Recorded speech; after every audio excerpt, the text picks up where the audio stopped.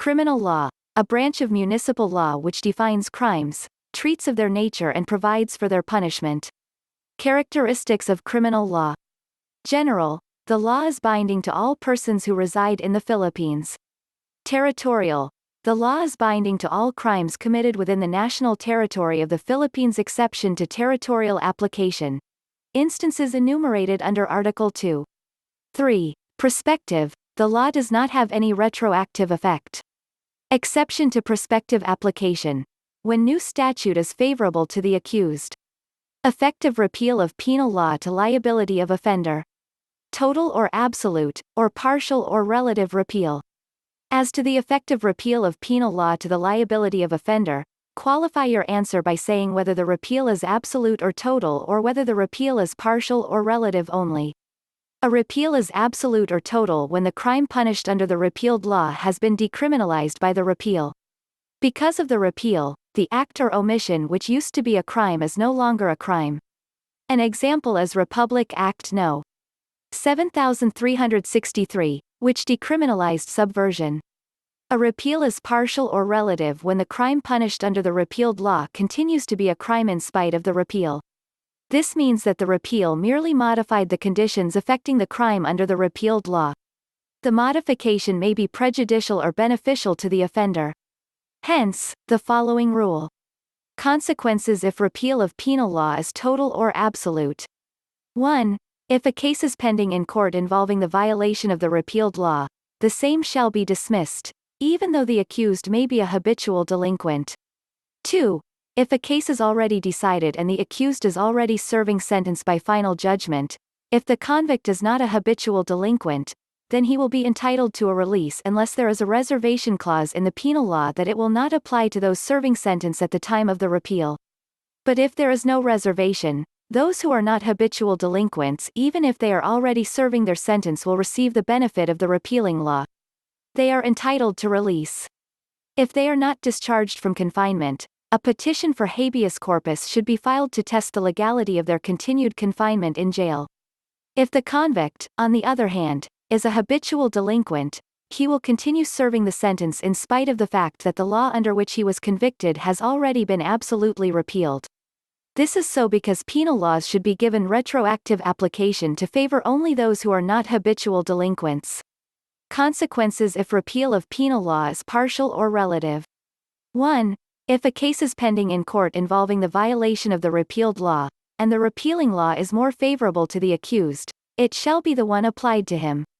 So whether he is a habitual delinquent or not, if the case is still pending in court, the repealing law will be the one to apply unless there is a saving clause in the repealing law that it shall not apply to pending causes of action. 2. If a case is already decided and the accused is already serving sentence by final judgment, even if the repealing law is partial or relative, the crime still remains to be a crime. Those who are not habitual delinquents will benefit on the effect of that repeal, so that if the repeal is more lenient to them, it will be the repealing law that will henceforth apply to them.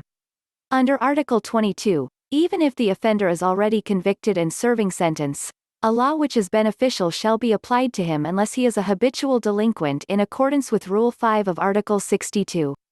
Consequences if repeal of penal law is express or implied. 1. If a penal law is impliedly repealed, the subsequent repeal of the repealing law will revive the original law. So the act or omission which was punished as a crime under the original law will be revived, and the same shall again be crimes although during the implied repeal they may not be punishable. 2. If the repeal is express, the repeal of the repealing law will not revive the first law, so the act or omission will no longer be penalized. These effects of repeal do not apply to self-repealing laws or those which have automatic termination. An example is the rent control law, which is revived by Congress every 2 years. Theories of criminal law. Classical theory. Man is essentially a moral creature with an absolute free will to choose between good and evil, and therefore more stress is placed upon the result of the felonious act than upon the criminal himself. Positivist theory. Man is subdued occasionally by a strange and morbid phenomenon which conditions him to do wrong in spite of or contrary to his volition. Eclectic or mixed philosophy. This combines both positivist and classical thinking. Crimes that are economic and social in nature should be dealt with in a positivist manner, Thus, the law is more compassionate. Heinous crimes should be dealt with in a classical manner, thus, capital punishment. Basic maxims in criminal law. Doctrine of pro reo. Whenever a penal law is to be construed or applied and the law admits of two interpretations, one lenient to the offender and one strict to the offender, that interpretation which is lenient or favorable to the offender will be adopted. Nullum crimen, nulla poena sine lege. There is no crime when there is no law punishing the same. This is true to civil law countries, but not to common law countries. Because of this maxim, there is no common law crime in the Philippines. No matter how wrongful, evil or bad the act is, if there is no law defining the act, the same is not considered a crime. Actus non facit reum, nisi mens sit re. The act cannot be criminal where the mind is not criminal. This is true to a felony characterized by dolo, but not a felony resulting from culpa. This maxim is not an absolute one because it is not applied to culpable felonies, or those that result from negligence. Utilitarian theory or protective theory. The primary purpose of the punishment under criminal law is the protection of society from actual and potential wrongdoers. The courts, therefore, in exacting retribution for the wrong society, should direct the punishment to potential or actual wrongdoers, since criminal law is directed against acts and omissions which the society does not approve. Consistent with this theory, the mala prohibita principle, which punishes an offense regardless of malice or criminal intent, should not be utilized to apply the full harshness of the special law. Sources of criminal law. The Revised Penal Code. Special penal laws, acts enacted of the Philippine legislature punishing offenses or omissions. Construction of penal laws. Criminal statutes are liberally construed in favor of the offender. This means that no person shall be brought within their terms who is not clearly within them, nor should any act be pronounced criminal which is not clearly made so by statute. The original text in which a penal law is approved in case of a conflict with an official translation. Interpretation by analogy has no place in criminal law. Mala in SC and mala prohibita. Violations of the Revised Penal Code are referred to as malum in se, which literally means that the act is inherently evil or bad or per se wrongful. On the other hand, violations of special laws are generally referred to as malum prohibitum. Note, however, that not all violations of special laws are mala prohibita. While intentional felonies are always mala in se, it does not follow that prohibited acts done in violation of special laws are always mala prohibita. Even if the crime is punished under a special law, if the act punished is one which is inherently wrong, the same as malum in se, and, therefore, good faith and the lack of criminal intent as a valid defense, unless it is the product of criminal negligence or culpa. Likewise, when the special laws requires that the punished act be committed knowingly and willfully, criminal intent is required to be proved before criminal liability may arise. When the act penalized is not inherently wrong, it is wrong only because a law punishes the same.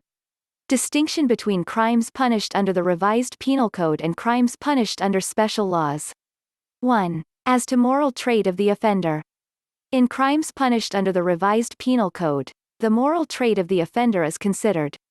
This is why liability would only arise when there is dolo or culpa in the commission of the punishable act. In crimes punished under special laws, the moral trait of the offender is not considered. It is enough that the prohibited act was voluntarily done. 2. As to use of good faith as defense. In crimes punished under the Revised Penal Code, good faith or lack of criminal intent is a valid defense, unless the crime is the result of culpa. In crimes punished under special laws, good faith is not a defense. 3. As to degree of accomplishment of the crime. In crimes punished under the Revised Penal Code, the degree of accomplishment of the crime is taken into account in punishing the offender. Thus, there are attempted, frustrated, and consummated stages in the commission of the crime. In crimes punished under special laws, the act gives rise to a crime only when it is consummated. There are no attempted or frustrated stages, unless the special law expressly penalize the mere attempt or frustration of the crime. 4. As to mitigating and aggravating circumstances.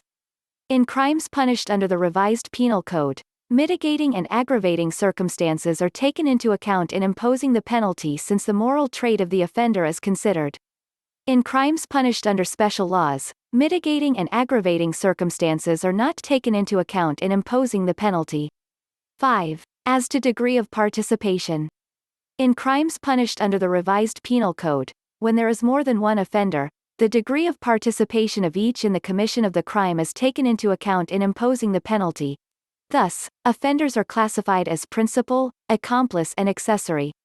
In crimes punished under special laws, the degree of participation of the offenders is not considered. All who perpetrated the prohibited act are penalized to the same extent. There is no principal or accomplice or accessory to consider. Test to determine if violation of special law is malum prohibitum or malum in se. Analyze the violation. Is it wrong because there is a law prohibiting it or punishing it as such? If you remove the law, will the act still be wrong? If the wording of the law punishing the crime uses the word willfully, then malice must be proven. Where malice is a factor, good faith is a defense.